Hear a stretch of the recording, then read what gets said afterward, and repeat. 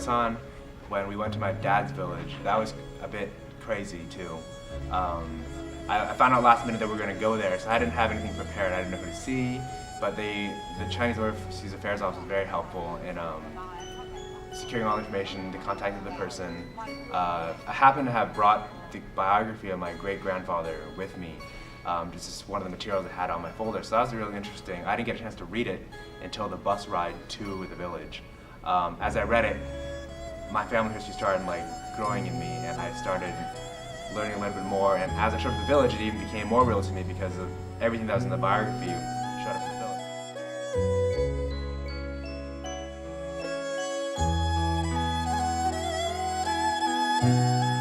So that was an interesting thing for me to see that come to life. Right when I showed up, I actually looked at the pictures on the wall, and I saw a picture of my 2 aunts at a very young age, which is kind of funny because it's you never really expect to see that. And actually I took pictures of the whole collage. When I got home, I looked at digital cameras. I actually realized there's a picture of my sister who's only 4 years older than me there. It was just kind of faded away, so I didn't realize it was a baby picture of her that we have at home too. And just the house itself, just the family, I felt like I really connected with the place and the people, and I love the house was being upkept by my great-grandfather's former employees, but also a great family friend and a trusted friend. So he takes care of the house, which I'm grateful for. My whole family is grateful for. I had a conversation with my grandfather about it afterwards, and he was like, "That's a great man."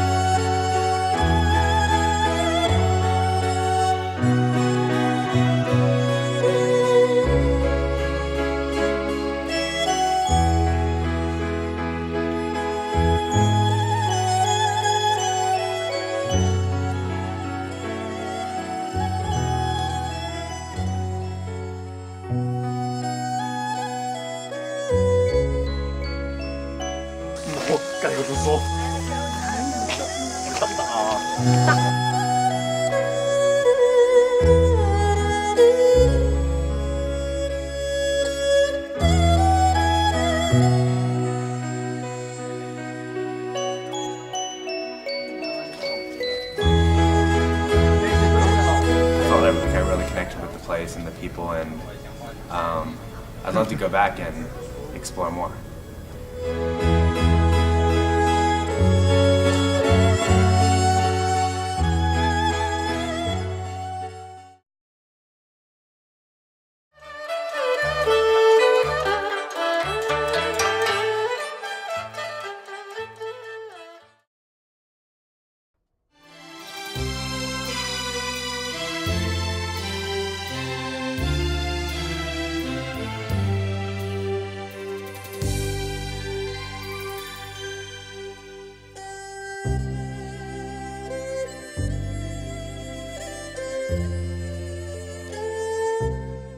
So I went to my village, and as I've been recounting to everybody, it was quite an experience. So we're there with 12 Americans in a big air-conditioned bus. We roll up, there's gangster rap playing, blaring over the loudspeakers. And we pull up to this tiny little village, this little narrow walkway, and we nearly take out the sign that's been there for generations. But anyway, I got out, and it was 104 degrees that day. 100% humidity. It was horrible. It's sweltering.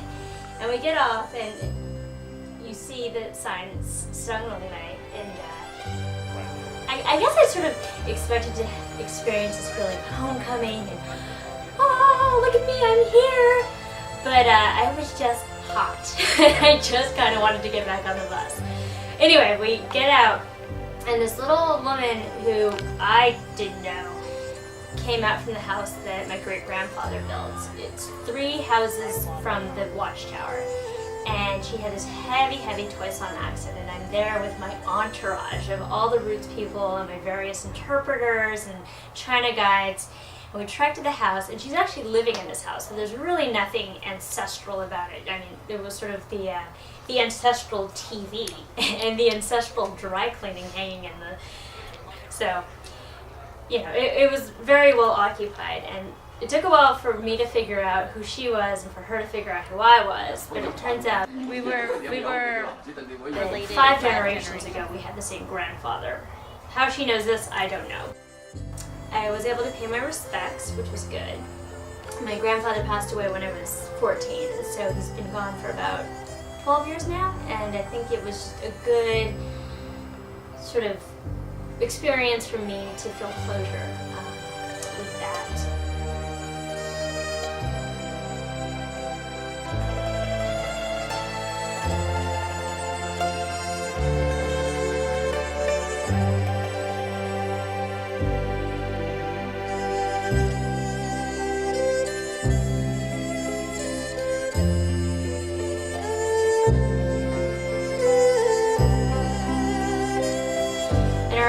Our actual village is only about 2 blocks long, and so she offered to take me to the village school, which my great-grandfather helped to build.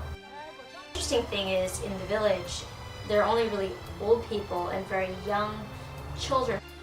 On the way to the schoolhouse, there was just a big old water buffalo sitting in the road, and it's sort of hard to negotiate, like, can someone move the water buffalo? We're trying to get to the school. The families, everyone lives in the cities, so the school itself is closed down. It's this magnificent old multi-level school.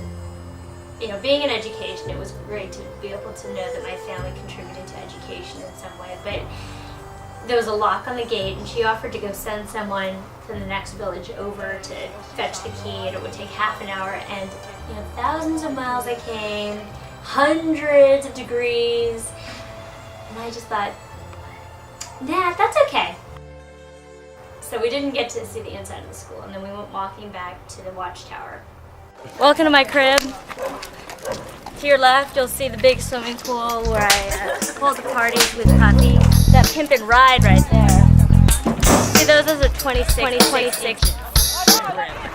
It's sort of anticlimactic. I think I was hoping for more of a homecoming, but you know, as it is, it's been interesting. I didn't know my great-grandfather owned so much stuff.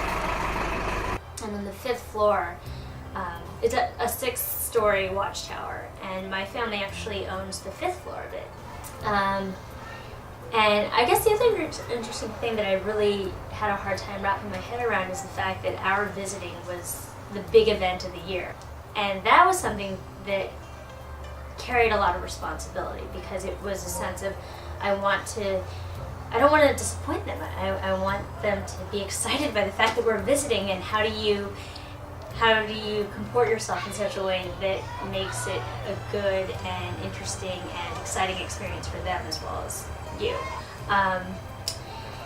And it was picturesque and it was interesting, but there was also a sense of relief to get out. I don't know, it was an interesting experience, probably less sort of emotionally significant than I had imagined it would be, but certainly very important in the grand scheme of being able to do this for my family, and to be able to bring back the information to my family about what our village looks like and what the experience was like. But I also probably felt more American than I ever have in the context of international travel.